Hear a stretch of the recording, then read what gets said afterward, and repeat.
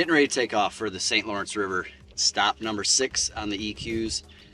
Looking forward to it. I never look ahead to any tournament, so I haven't really been trying to get all excited about this one because we have 5 other ones before this one. So anyway, it's here now, so we're ready to go. I get all packed up, and you don't really have to pack 1,000 different things because you kind of know what basic stuff is for smallmouth. So take off. It's fine. It's a good trip. It usually doesn't take too long. It's long, but it's broken up for me. My parents live in Michigan, so I was stopped there. It's about a 9 to 10 hour drive, depending on, you know, what happens. Well, our first small little leg of the journey is over. Always take a pit stop through Michigan. Couple cars going by. I stop in Michigan. My parents still live there, so stayed the night there. My mom hates being on camera, so I didn't really run the camera at all. But little tiny town I grew up in. They still live here in the summer anyway. So now we are heading to Cowboy Dave's with some ranch house coffee. I'm sure he'll try to get me to get on a horse again. A little different than yesterday in Chicago. And then always stop at Ranch House Coffee with my buddy Cowboy Dave's. But on the way there, I got stuck in Chicago. I usually go around it, but actually around it was even worse than just going right through the middle of it. So I went through the middle of it, and it held me up probably an hour, so it wasn't horrible. I've been stuck in Chicago way longer than that, but it was it's never fun to be sitting in traffic when you got a boat behind you. So got through that, got to my parents, hung out there, ate dinner, got up early, drove to Dave's. He got out of work early, so we hung out, and well, we made it to Buffalo Dave's. Cowboy Dave's, sorry. He's not a buffalo, he's a cowboy. Oh, he took his boots off. He had shorts with boots on.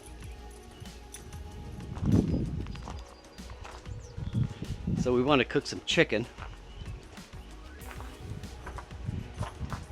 And I asked him what flavor of gas he's cooking on tonight.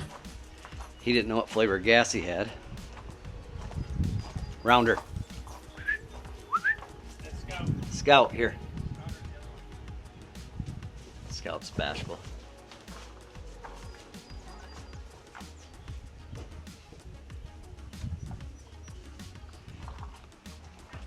So I said grab the four-wheeler. We won't have to cook on whatever flavor gas he had.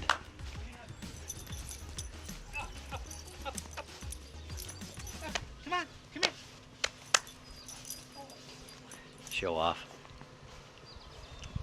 So we fired up the Traeger instead of gas.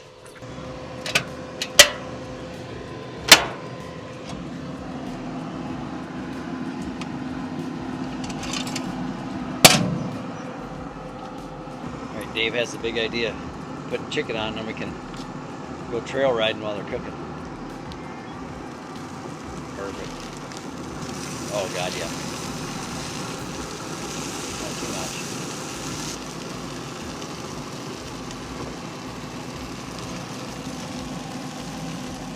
Of course, every time we're there, he's always trying to talk me into getting on a couple, you know, his horses, him and I. So I finally gave in, put some blue jeans on, and we went on a trail ride. Nice and close, easy. Now just go up, straight up, and then ease over. There you go. All right, he might buck. I could turn that out for you. Come on. There you go. This is Rounder? Scout. Felt like my legs were gonna split in half when I got off. But it was fun to see him. I haven't seen him in a year. Usually that's about as far as I go. Is every year we go up through there somewhere and I get to stop and see him. So the last couple years I haven't got on the horses, but this year we did. It was fun, and we stayed up way too late, you know, just BSing about, you know, all the times that we've had together and trips and, you know, everything. So it was a lot of fun seeing him. Got up pretty early, and it's about a 4-hour drive from there to Clayton. So got her back on the highway, took off, went north, hit Syracuse, on the way up to Clayton. So got all the way up there and put in, and of course Saturday afternoon was party central. There's race boats going by, and like it was it was quite the spectacle. But caught a few up there, and the next day we got checked into our little cabin we're staying at. So got that all squared away, got our stuff moved in. Real tiny cabin, but we don't really even need much. We need a stove and, you know, refrigerator and somewhere to lay down, and a shower, because it was pretty sticky that week. So got that all moved in. I was in bed by like 9 o'clock. It gets light at 5, and you can be on the water at like 5:15, and it stays light until almost 9:30. So you can put long days in if you want, but I'd rather do the morning, and then you start to get tired. You know, sometimes you're just going through the motions versus you know, actually figuring stuff out as you go. You want to be out there as long as you can and try, hopefully you find something. But sometimes you're just, you know, you're not thinking straight. You've been up for 20 hours. So I just got off the water every day at around 6:30. One day I stayed till 7, but you know, you get 12 hours on, and we got 4.5 days to pre-fish. That's long enough. So practice was good. We went up north one day and caught them pretty good, and but it's a long run to go up there, or I should say west. It's not really north. But caught, I don't know, throughout the day I had 20 pounds or so. Some were up west, and then a big storm came and it was blowing like crazy, so we just put it on the trailer and went back towards the big bridge going to Canada, and caught a bunch of fish. I mean, we probably caught 40 fish, maybe more, between me and the guy I was fishing with. And but not a lot of big ones, only like 2 that were over 4. So the 4-pounders are the difference up here. You catch 3-pounders, it's, you know, 15 pounds a day does you no good. You're in 120th place. But you get to the 3 3/4 and 4 pounds, that's when you move yourself up to getting in the top 30, top 20 stuff. So we did that, and then I stayed around the ramp, and there's a lot of good fish around the Waddington area, and it's just if you can figure them out, you can spend the whole day fishing instead of half the day running and only half the day fishing, which is typically that's what the guys that win do. But I mean, I was pretty confident that I could get a top 10 just fishing around the ramp, and that's, you know. All right, here we go. Day number 1, St. Lawrence. How's that? Day number 1, St. Lawrence River. Getting ready to take off. They're on boat 30. I think we're 94. So about mid-pack, we'll be in at 3:20. Hopefully we catch a big bag and come in at 1 and weigh them in. We'll never know. So anyway, we'll have 3 cameras rolling today. So hopefully we get some good footage. Let's find out. Let's catch a couple big ones and then have a good day. Check in at 3:20. First day of the tournament comes around. It's a little bit rough the first day. Not bad, but it was kind of blowing onto my stuff, and I had a little stretch that I wanted to fish topwater on, and it was just a little too rough. So I picked up a tube and I caught like a 3 3/4.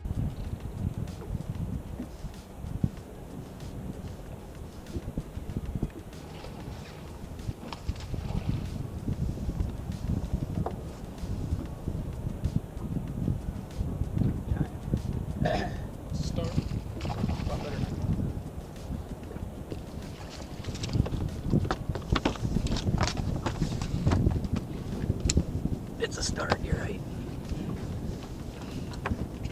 Yeah. Popped it once and I didn't feel it anymore. It was coming at me. I'm like, this should have hit the bottom by now. Yeah. And then caught another one, and then just had little current seams and little isolated grass patches, and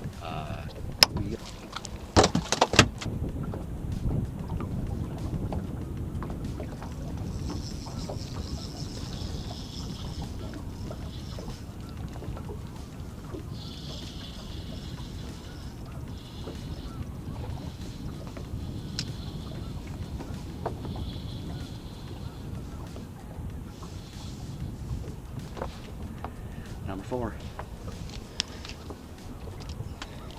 What do you think it weighs? Man, it was going really good, and then I lose a pretty good one. I lose like a 4-pounder, which that's been typical for the whole year. It's not any big surprise. And then you just kind of milled around all day and caught them. Caught pretty much the whole day. Caught a lot of fish. Did have a 4.4, 4.5 or something, so that helps your average, and then a bunch of 3s, and then you get up in that 3.5 pound range. So now I'm pushing 16, 17. If I get another big one, I'll be at 18.5.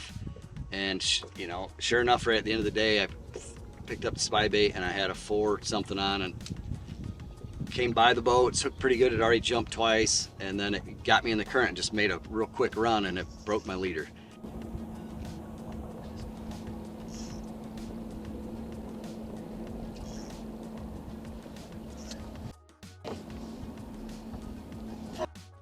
And it took my spy bait, so it's just kind of like we could have done without that. That was 2 4s that I lost that day, the first day. So it's crazy smallmouth. I mean, they're strong, and you have to be on your A game.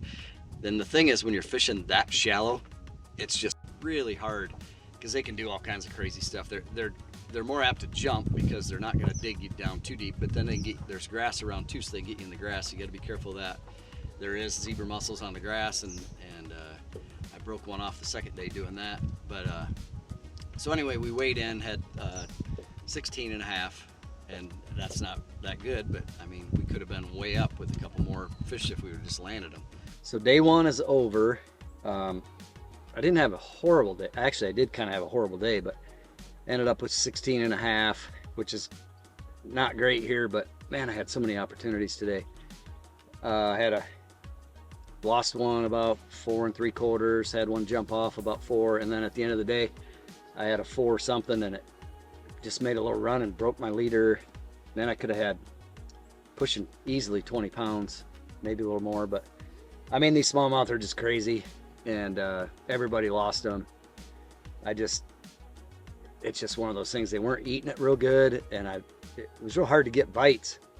And then when I did get a bite, they would, you know, hit the back of it and pull off, or would jump one time and come off. So, you know, I had a good day overall, but it just could have been so much better. It could have been a great day.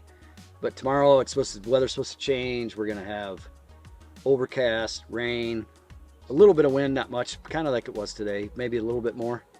So that overcast is gonna help me, because the shallow bite, it just seems to be a lot better when it's overcast and kind of nasty. So we're gonna go get our stuff ready tonight and see what we can do tomorrow. I'm gonna need probably 19, 20 to do halfway decent, but the potential's there. I had lots of follows today that were 4+. So maybe tomorrow with the kind of nasty weather, they'll commit, and I could come in with 20 to 24 pounds. I mean, this place has got them. So we're gonna see what we can do, and we'll see what we got in the morning, or in the afternoon. We're gonna start in the morning, so it's just kind of a frustrating day, but we're gonna regroup and catch their you-know-what tomorrow. So I know they're in the area. I know we can catch them. The next day we head out, and it's totally different. It's overcast, it's blowing, it's spitting rain a little bit in the morning, and I couldn't throw my topwater again. It was really pounding in on there. So I just start fishing around and going.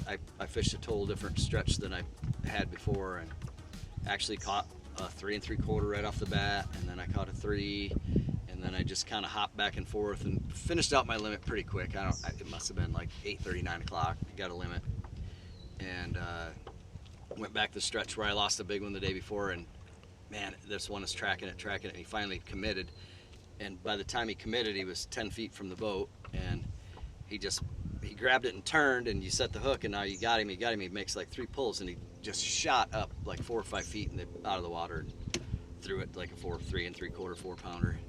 Then like 2 casts later, I lean into one, and you can just tell it's a big one, and never saw it, but you know, I've caught enough of them to know when you lean into one and they don't budge, it's a pretty good one. But for whatever reason, they just weren't eating it. They weren't committing to that spy bait. I lost a bunch of them on it.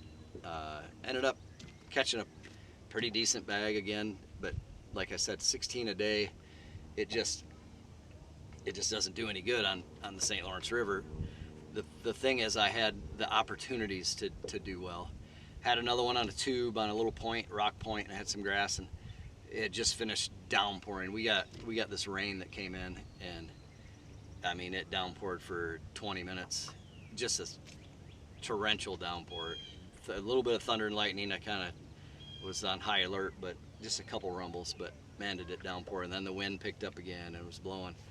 So I go on this little point afterwards, and I'm throwing a tube, and I get like a 4.5 pounder, and he gets up by the boat and comes around, and he gets me a little bit in the grass. I'm kind of debating whether to just swing him before he gets in the grass, and then so I'm like, I better not swing him. I got 12-pound line. So I get down here, and he gets me in the grass and just makes one little run, and it hits one of those, you know, zebra mussels, and just breaks me off like instantly.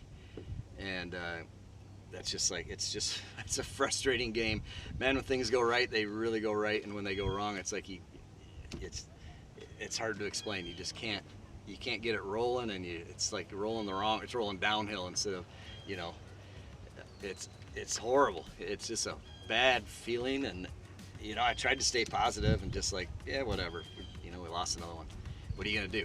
It's already done. So we're just hoping to get a few more big bites, and at the end of the day, I did call up probably a half a pound or something, but too little, too late. You know, I had another 16-pound bag. Really didn't help me any. I knew I needed 20 plus to get up there, and that's really doable there. It's not, I probably had that on the end of my line, but just wasn't meant to be. It was a lot of fun. It's a great fishery. Obviously, it gets better every year somehow. Usually when they get, you know, have that many tournaments in a place, it doesn't, it usually kind of goes downhill. It just seems like they're getting better.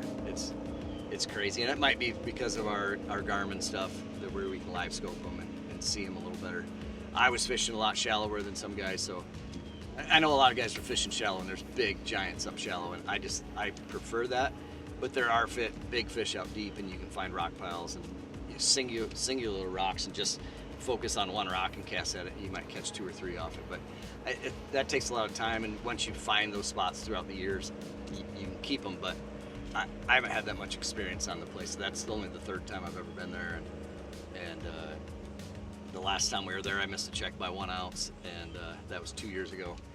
And it wasn't nearly the bags that we had this year. The last time we were there, 18.5 pounds made the top 10. 18.5 pounds this week didn't get a check. So that's how much better it is. And it's pretty crazy how good it is. So anyway, the next event will be, we're going to down to Tennessee to Watts Bar. So that should be fun. I've been down there a few times. I don't think I've ever fished a tournament there, but I've been on the water and fished it, but never for a tournament. So it should be good. It'll be hot still. I'm sure it'll be the first week of September, and down there it's always hot that time of year. So anyway, hope you guys enjoyed it. It was a lot of frustration. Hopefully I don't have too many F-bombs during the show. I don't know, Luke will probably cut those out, but it was a little frustrating week, and I get a little, I'm so competitive. I want to land every fish like everybody does, but I just don't like having opportunities and not taking advantage of them. And it just seems like I've been doing that all year. I've got the opportunities, and somehow, some way I blow it, or they come off for no particular reason, just dumbass luck. So hopefully we can get this thing turned around, and we still got 3 more chances that we can even win one and go to the Classic next year. So we're gonna try like crazy to see how high we can get in the standings, and maybe win one of these. So hope you enjoyed it. Share it with everybody you know, and we'll see you at Watts Bar.